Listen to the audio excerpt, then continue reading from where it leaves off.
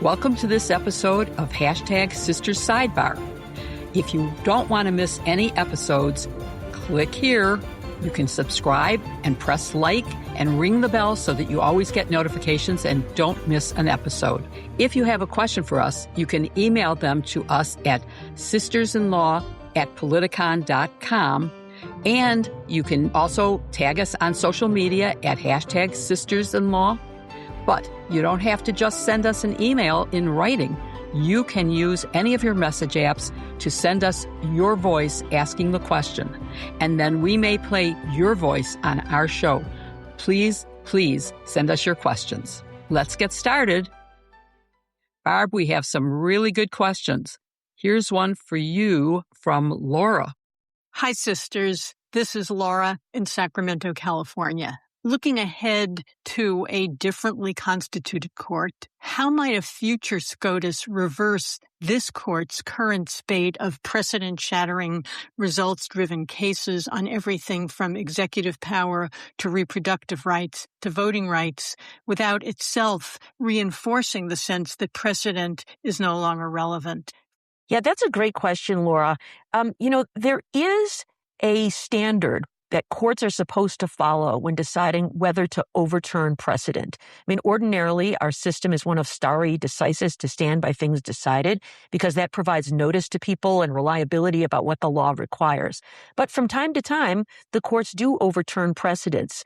This court, in my opinion, has overturned precedent just because they didn't like it. They've often said it was egregiously wrong when it was decided. It's egregiously wrong today, so we're just going to overturn it. But there is a formula they're supposed to look at. There are 4 factors they're supposed to consider. One is whether the facts or the law have changed in some significant way since the time of the original decision. So maybe, we've learned about things, scientific discovery, facts have changed or other things. That could be one basis.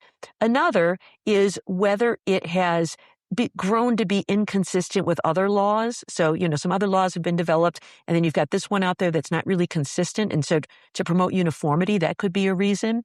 Another reason is it turns out that the rule has proved unworkable in practice. So the court thought, let's make this the rule. And then over time, we've seen that it just doesn't really work. That's a reason. And then the 4th factor they're supposed to look at is whether people have relied on this decision in their own lives. That's a reason for not overturning precedent. I would have argued that that was a very strong reason to maintain Roe versus Wade and not the Dobbs decision. And so you could imagine a scenario where if you had a differently constituted court, they could look at things like Citizens United and say the world has really changed since 2010 when they did not anticipate this flood of dark money that might come into the system. So that could be an example of how we could see change in the law with a different constitution of the court. I don't think the justices currently on this court are going to change the decision, but perhaps some decades down the road, we could see some relief. All right, Jill, here's one for you. It's from Brandon in New York, who asks, what's the point of giving someone more than one life sentence? Does it have any other effects besides determining the length of the sentence? Well, of course, the length of the sentence is determined by the first. Life is life. The only reason that I can justify giving 2 life sentences is because you have 2 separate crimes that both deserve a life sentence. And if one of those gets appealed and overturned for any reason, you still have the second one to fall back on. So they, of course, would have to run concurrently because you can't have a life and then a life after life. So they would run concurrently. But if one gets overturned, you still have the other to fall back on. Ooh, I can think of some people I would like to see sentenced to consecutive terms. So even their afterlife term has to be served in prison. Who would that be, Barb? Should we say now? I'll plead the 5th. Jill, here's one for you from Joanne. Hi, sisters-in-law. This is Joanne from Bluffton, South Carolina.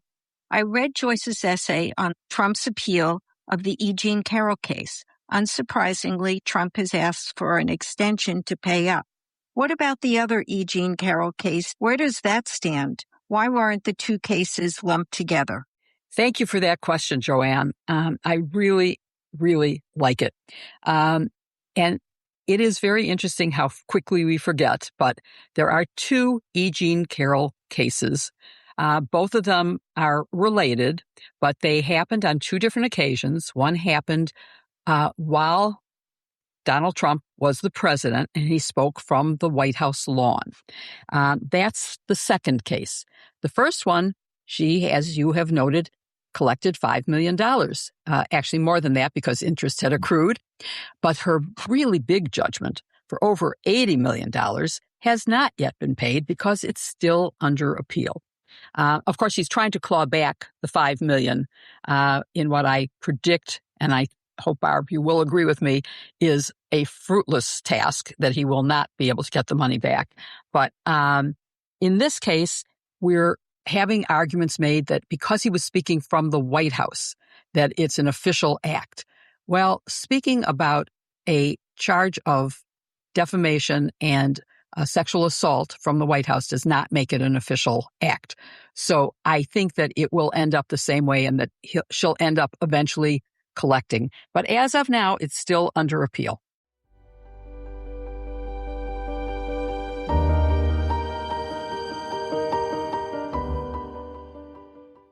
With summer here, it's time to escape the house, take a vacation, and enjoy being out and about. And nothing makes it easier to take on the world than looking and feeling your best.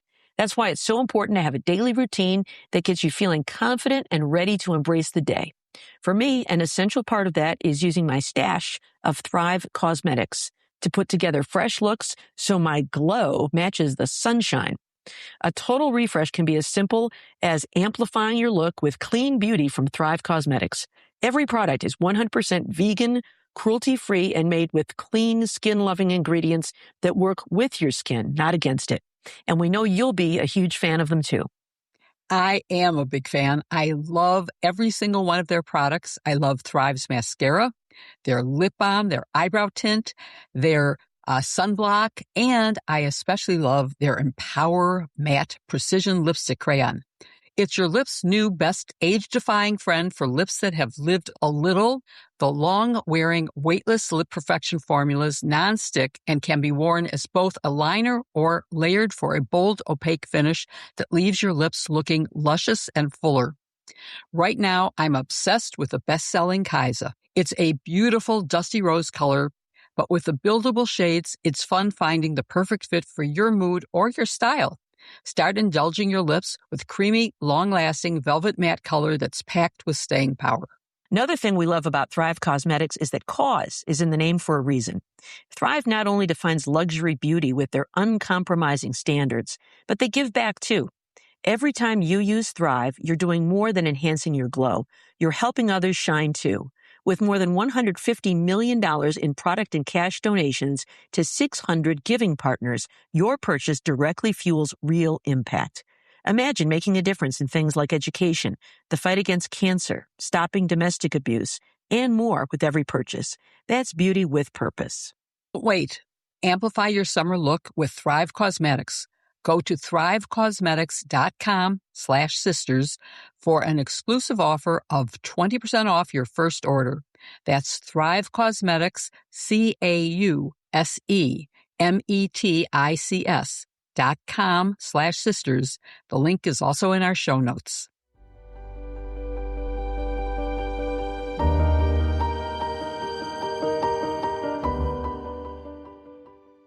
We've been trying to make small swaps in our consumer habits that are better for the planet, and one of the easiest places to start has been our cleaning products.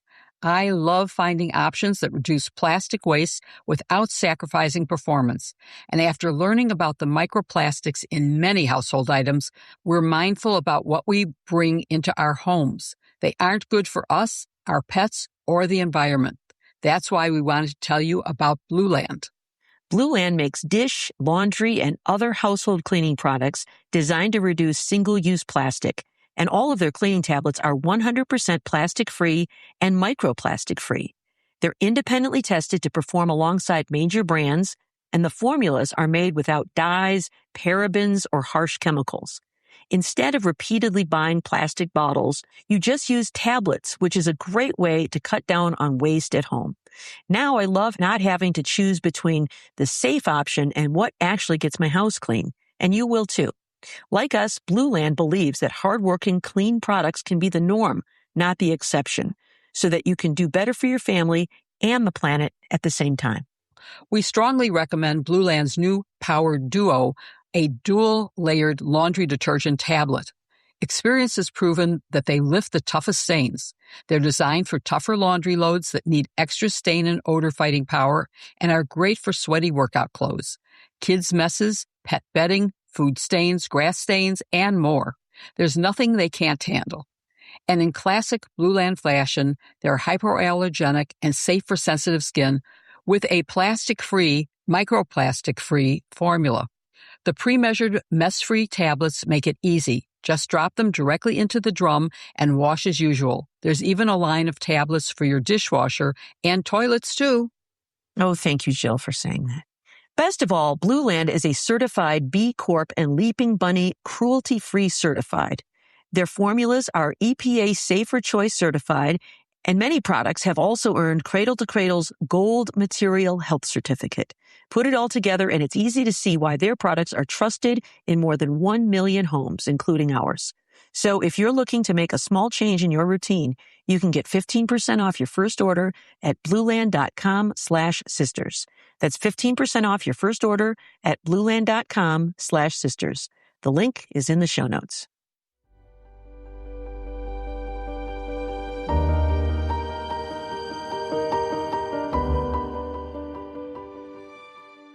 Barb, for you, we have a question from Tim in London. Someone from the UK is listening to us now. I'm so glad. Tim asked, if a criminal makes it to a non-extradition country, are they scot-free? Ooh, thanks for the question, Tim. I hope you're just asking for a friend, because there you are already in the UK. Yes, mostly. So the United States has extradition treaties with many, many countries. And what it says is if someone is found in that country, say Germany is a good example. We have an extradition treaty with Germany. If somebody flees to Germany, we can work through the treaty provisions. Typically, it has to be reciprocal crime, something that's a crime both in this country and that country. And if so, they will extradite that person back. They get a hearing to make sure they're the right person.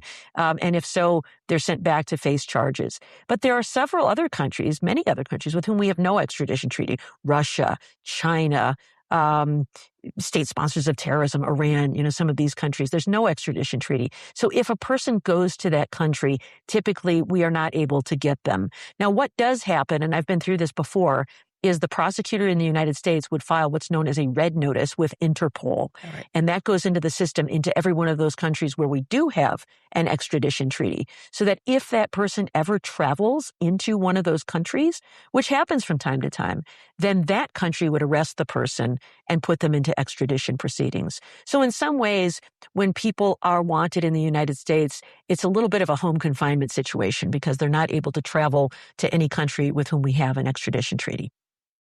Barb, we have a great question for you from Tricia in Fairfax, Virginia.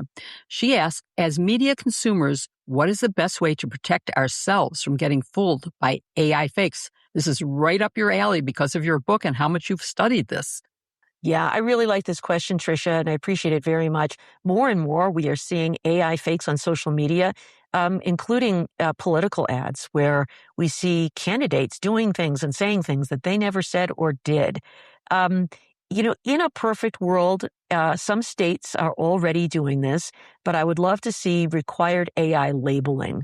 And so on some of the platforms, we're seeing that this, ad was generated through artificial intelligence. And that way, at least the user has notice that this is fake. I submit that even that can cause some real harm because it creates this idea of false impressions. And even if you don't remember the details of what you saw, you might still have a bad impression of that candidate based on what you saw through AI.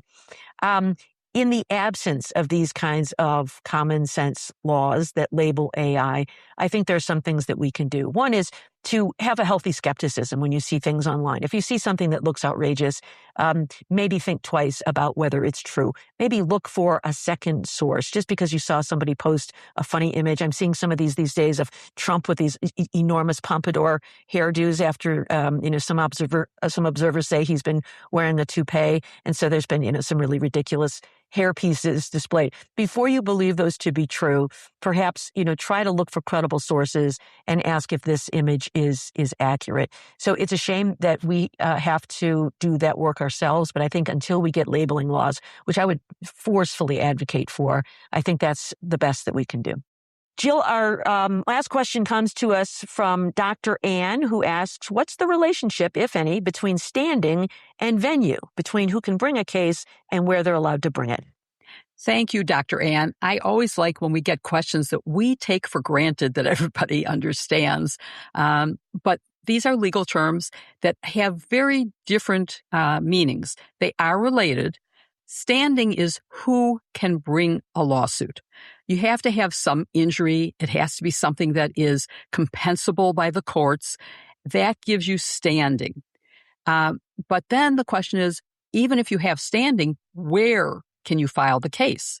And that's what venue is. So for venue, you have to be in a place where either the defendant lives or does business, or where the crime, or not necessarily the crime, where the conduct that you're suing about took place. So if you bought a product in your hometown, even if the corporation doesn't have an office there, they were doing business there, and that subjects them to venue in your home state.